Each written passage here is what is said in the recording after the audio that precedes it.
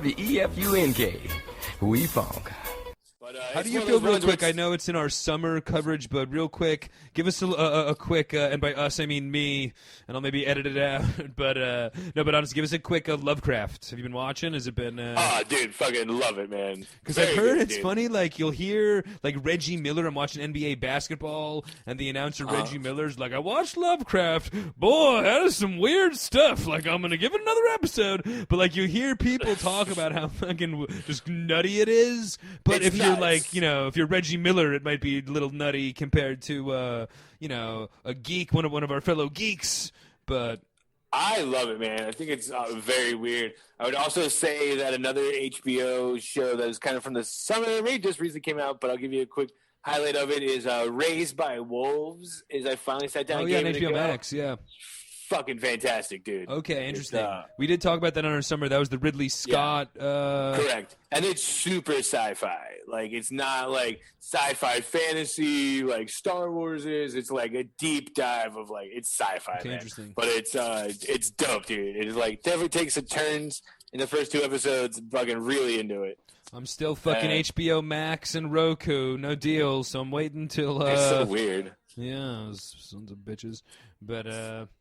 But yeah, big reviews on those. Lovecraft Country, exactly, dude. It's just so fucking weird that you just. But it works if you're a sci-fi fan, though. It's working. Though. Not even that. Like once you just kind of accept it, like you know, it's kind of weird in the first episode, and then in the second episode where they just kind of like, kind of just make peace. Like even the characters themselves with all the weirdness, they're like, all right, fucking. Well, turns out all these things are real. How weird. And then they just kind of like, once you get that general acceptance of like. You're living in a world with like wizards and his freaky monsters, but also like during 1950 Chicago, so like racism is very prevalent. It's fucking wild, man. The show's I see. But I mean, so much of sci-fi and that kind of stuff is just like the suspension of disbelief. You know what I mean? Just buying into it. Like if you're willing to go with it, and that's what I talk about in superhero movies and stuff all the time. Like I'm willing to go with it, and then if they do a good job executing it in the world they create, it's cool. Sometimes if they, you know what I mean, they create a world and then it just falls on apart on itself. You know? Gotcha. And like we've said, too, about Lovecraft Country, the other thing I'll say is we've talked about it before, it is produced by J.J. Abrams and Jordan Peele. And it's, if you didn't know anything about the show and just, like, imagine a show that you're Jordan like, what did J.J. Peele and J.J. Abrams made, it would be like this, dude. Like, it's exactly what this is. So it's... All right. So I'll hopefully by the winter special, I'll have my full review of Lovecraft Country. But yeah, get it together, Roku. I guess other things too, kind of get us into our TV fall preview. Just some of the stuff because we're talking about Lovecraft Country and Raised by Wolves, but some of the other stuff that is in our fall preview, but has already been released that we'll kind of go over. Starting with the Netflix series Ratched, starring Sarah Paulson. Again, that's the Cuckoo's Nest thing, right? Yeah. The prequel that nobody asked for is and also one of those Ratched. Like very kind of like the The Shining. What was the Shining Dr. movie? What's up? Dr. Sleep? Yeah, yes, exactly. Kind of like that, where it's just like you're not even like, you know, necessarily marrying it to the other project so much. You know, it's just like a weird connection that. The other thing with Ratched, too, well, I will say it's Netflix, so all the episodes are out. So you can watch the whole series now. But the other thing I'll say is that, again, it's a Ryan Murphy series, and Ryan Murphy is the guy that made American Horror Story and Glee and American Crime Story and all those other ones, especially kind of focusing on, like, the American Horror Story. Dude, if you've seen one thing done by Ryan Murphy, you've fucking seen it all right? Like, Sarah Paulson is going to be in it. It's going to start good. It's not going to follow, like, a definitive storyline. It's going to go 8 other places by the time it's fucking through. For sure, dude. It's just like, looking good on the guy. Lady Gaga might show up, but it's yeah. But I'm just sick of it. And as a fucking lover of Cuckoo's Nest, who is just like Tom Wolfe and fucking. Yeah, I mean, you're really just treading on fucking very rarefied air, trying to have. And I think that was kind of like the strategy with Dr. Sleep in this, where it's like you can't necessarily go out publicly telling the world like, hey, we're this one for the Cuckoo's Nest prequel. Did you like Cuckoo's Nest? Well, then you got to check out Ratchet. Yeah, you know what I mean? Too, like the balls in these, and I think they know that, so they can't really go all in. Cuckoo's Nest? At least with Dr. Sleep, it was like, hey, look, now the kid's grown up and he's using his powers. Okay, yeah, but it makes sense. Like, hey, right, Cuckoo's Nest, do you remember the fucking worst character ever that gives Jack Nicholson a lobotomy? Well, do you want to know where she came from? It's like, no, I don't want to fucking know where she came from. Who cares? What about Chief? Can I find anything about Chief? Yeah. Like, no, he's give doing me the Chief prequel. But so yeah, I've read something too that said he plans on doing 3 seasons of it, and then the 3rd season is actually going to be just straight up a remake of Cuckoo's Nest. So they're going to bring in the Jack Nicholson character and Chief, and the whole season's going to be Cuckoo's Nest, more or less. Fuck you, dude. Yeah. Like, get out of here. Yeah, seriously. That's a great plan. That sounds like a Geeked Up Productions. Hey, me and you, we should just make a prequel. We should do like a prequel of like Jurassic Park, where it's Goldblum before he was a scientist, and then the last season it'll just be Jurassic Park. That's my plan for a TV show series. I'm gonna do a prequel to Citizen Kane. Yeah, exactly. That beloved movie. We're gonna find out what the fuck Rosebud is, and then the last season is gonna be just like the movie. It's gonna be all about. Were we just talking about a show that did that, like Dusk Till Dawn? You were saying, didn't they just like their fucking show was just like Dusk Till Dawn? By the end, the show was just was the movie. It's like, wait a minute. No, dude, the first season. That's how it began, right? The first half of the first season was straight up just the movie. Like, wait a minute, this movie? Did I already see this episode? I thought I was already at the titty twister. Yeah, no, and then the series just keeps going on with the movie ends, but it's fucking crazy. Like, the series literally starts with them in the gas station, like, with the 2 girls' house. It's fucking crazy, dude. It's, but, also not giving it a shining review. It's a terrible series based off of a movie. I'll tell you what is a great series, though, based off of a movie that has just recently come out in our fall preview special is, the 4th season of Fargo has just come out last Sunday. They aired the first 2 episodes on FX. This season, of course, each season is its own thing. Each one kind of intertwines with the other, but not really. You could watch each season on its own, having never seen any other one. There's like vague connections that theoretically can get you from episode to episode. For sure. But this season, the main players, Chris Rock, Timothy Olyphant, Jason Schwartzman, Noah Hawley, it's been a while. It since looks like it 3. has a little bit of a different tone as well, judging by the trailer. For sure. Kind of looks like it's a little bit more Coen brother comedy style. And, lighthearted Coen brother than the other TV. And this is, Coen brothers production, but they're not, Joel and Ethan aren't fucking writing and directing all the episodes or whatnot. But it's like... they have nothing. I mean, besides the Fargo, it's all Noah Hawley who does the series. And he's amazing. He took time off for a while and made the show Legion on FX, which was also fucking amazing. Yeah, you loved that one. I didn't watch Legion, but... It was amazing. But the other, then, you're right. So, and he has done the first 3 seasons. Yeah, it's his show. Okay. Yeah, because they've kind of kept more of a similar, a little bit darker kind of tone. And then this one looks a little bit more, Jason Schwartzman and Chris Rock fucking look like. They're definitely homages to Coen Brothers. Theme, styling, and kind of like you said too, this one does have that lighter comedic tone in it with it. But that's the great thing about Coen Brothers movies too, in general, is even their comedies could the next scene be a left turn and just be like this ultra violent. Burn After Reading, the scene where Brad Pitt gets, spoiler alert, but gets shot in the face in the closet, dude. And this comedic movie, it's fucking amazing. It's for sure. I feel like this season is going to have that kind of feel, you were saying. That's kind of almost their thing, is their movies, and a lot of them do keep a theme, but like your Fargos, your Lebowskis, or whatnot. A lot of them are just like they almost don't have a genre because they're funny. They're like Goodfellas. They're like fucking more funny than anything. You know what I mean? Like honestly, Goodfellas and Fargo, I would put in the comedy variety personally. You know what I mean? Like I laugh through those movies more than anything. Oh, Fargo, Buscemi and Fargo. Yeah, fucking the fucking amazing, pancakes dude. guy is fucking hilarious. Yeah. So, but even Raising Arizona, which is like a straight up comedy, still has like really dark undertone. Yeah, you know that's what I very mean? true. So, yeah. It's, so that's right. kind of they're a little bit all over. They're great at doing that, and I feel like this season more than the other ones will juggle a little bit lighthearted with like a lighthearted crime tale kind of thing. Correct. Not Hopefully. comedic, but We're just rooting for Oliphant to make it through all the episodes. yeah, the Oliphant death pool starts now.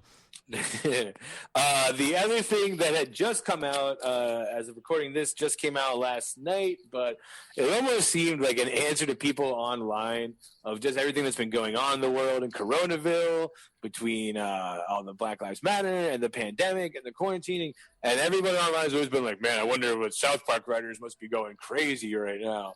And sure enough, the South Park pandemic special aired last night on Comedy Central, the hour-long special, and it's an episode. It's an hour-long. Now, is episode this of South the Park. first new episode that they've done in the last 6 months? Have they not? Yeah. I mean, technically, it's the first episode. Yeah, no. Okay, it's the first episode. Because South Park's like, I'm kind of started. shocked that fucking last April they weren't cramming these things out. You know what I mean? Just like, but we got to figure a lot of them. For a long time, people couldn't get into studio to do any kind of work. You know what I mean? And then yeah.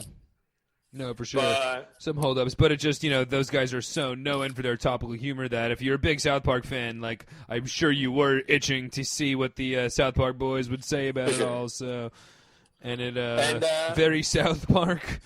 Yeah, it was up to standard. It was a funny. Now, let me guess. Cartman wasn't wearing a mask. Cartman was an anti-masker, I'm assuming. More so. Cartman loved it because he didn't want to have to go back to school. Okay, interesting. He would just, does Kenny die of the coronavirus? I don't think. Does Kenny still die every episode? Is that a? No, not so much. That's not really a trope they do so much anymore. I see. In fact, he's more of a, to not really take too much of a deep dive into South Park, but Kenny's more of a side character now. He's been more replaced by Butters. He's still in the show, but he's more on the side. That makes sense though, because Kenny's whole you can't just watch him fucking die for 20 years every episode. And outside of that really was his whole thing. Butters is at least a hilarious fucking personality to throw into the mix. He's like the Ralph Wiggum of South Park. You know what I mean? The lovable idiot. But, the pandemic special was on last night. Again, Comedy Central. And again, about what you expected. They pretty much covered everything. I'm sure they'll be running it tons and tons. Yeah, I was going to say, don't worry. If you missed it last night, you'll be able to watch it this night at 10, 1, 3, tomorrow at 4, 6, 8. And now you've guessed it. It's coming to that time where... we teased it. It's now the time in the fall TV special where this Sunday, The Walking Dead comes back after the hiatus of quarantine. And I guess we've talked Walking Dead to death, no pun intended, so don't want to say that too long, but you will remember that. But I guess just set everybody up as to what's going on with the whole season. Sure. Well, just if you remember the beginning of the pandemic, they were supposed to air their live. It was season 20, I think 20, or season 12 or whatever season they're on right now. We're supposed to. But it was like halfway through, right? They wrap up. They had like 3 episodes left, yeah. But they still had filming to do on the season finale, and the virus happened and they couldn't film it, so they kind of ended it on the episode before the final episode note. Now this Sunday, we're finally getting to see that final season finale. It'll be the end of the Whisper War, that whole thing that's been going on. But then they're also, like I said, they're adding 6 more episodes to this season before they kick off the new season that'll be right around the corner. And then airing right after The Walking Dead this Sunday is the newest Walking Dead show, The Walking Dead World Beyond, which is the 2-season miniseries that's coming out. So 2 Walking that's Dead a shows. Walking Dead premiere, yet another Walking Correct. Dead premiere, and then it's kind of a how do you feel as a Walking Dead fan? A little bit of a Scroogey. You thought you were going to be getting the big end season finale, now all of a sudden it's like the middle of a season. You know what I mean? You're still getting. It's still going to be like the season finale. You know what I mean? Like they're calling it the end of the Whisper War, so it's going to be the big banger that you're expecting. And then I think there's going to be like just 6 recap episodes. I think basically what they were doing for season 11 or whatever it is, season 12, they're going to put into this season and then start filming a new season 11 or whatever it is. So they got a lot of work going on. And they've kind of announced they've announced their ultimate finale, but as of like 2026. By the time they finish all, because they've announced that's going to be like a 20 episode thing with a fucking 6-month half season break and all. Plus, there's the new spin-off series, like I said, and then there's the new spin-off things that they've announced, the Daryl and Carol spin-off series, the 3 Rick movies. So, sure, they've announced the final season, but it's not going away anytime soon. Yeah. And I'll still be watching it. But I guess then coming out on the 6th of October is your classic, new season time show. That'll probably get canceled, but the show Next on Fox will be coming out on the 6th, starring John Slattery from Mad Men. And this show is the classic. He's works for like a security cyber company, and his AI has gone too smart and is now trying to take over the world. Because we haven't seen that done a million times. But that's just one of the only really basic cable shows that I'm going to at least watch one episode. I'm a sucker for that. Just give it a try. Yeah. I like John Slattery. I think that'll be the only reason I'll watch it. But I think it's going to be pretty terrible. Going back to streaming, though, on October 16th, the show Hellstrom is coming out on Hulu, which is that's one of the Marvel ones, right? That was the it's kind of like a horror, comic. Like a Marvel horror. It's based off like a Marvel horror comic about like a brother and sister who was raised by a serial killer. I think their dad was a serial killer, but they're like paranormal investigators. I don't think it's pretty sick. I remember watching it. Yeah. I'll watch it, and I don't think what they're saying right now is, as of now, it's not a part of the regular Marvel universe. It's its own freestanding thing. Who knows if it becomes a giant hit? It's a giant hit, and I'm sure maybe it will become, but it's not a part of the Marvel universe. It's just based off of a freestanding. You need to audition your way onto the team these days. We'll see how your miniseries does before you're an Avenger asshole. All right? Yeah, exactly. I guess the other big TV announcement then would be. On streaming again, and not really to focus too much on this. We've talked about it a lot, but on October 30th, the second season of The Mandalorian appears on Disney Plus. So a lot of people have been excited about that. I mean, we've talked a lot about it, like you said, as I've seen more and more stuff for these seconds. This is fucking how many more episodes are we going to do where he's fucking walking this fucking goddamn baby Yoda through the universe? Like, are we going to come up with a new storyline for, I was kind of over that storyline by the end of season 1. I thought, I was like, dude, did we need 12 episodes of the exact same thing? And then it just looks like the trailer, like the, You're the only one that doesn't like baby Yoda. You know what I mean? I mean, I just want Baby Yoda to finally be returned safely home. It's like, can we come up with another fucking storyline in this goddamn show? But it's a very interesting thing. They've never really talked about, like, what planet Yoda is from, the original Yoda. So it's its own thing. The fun thing about season 2 of The Mandalorian, though, is that there's already announced that there's going to be a bunch of other Star Wars characters mixed in this season from other Star Wars lores, be it the cartoons, movies, or comics. I just hope we get another Bill Burr episode, Mando. The badass bounty hunter, Bill Burr. Yeah, dude.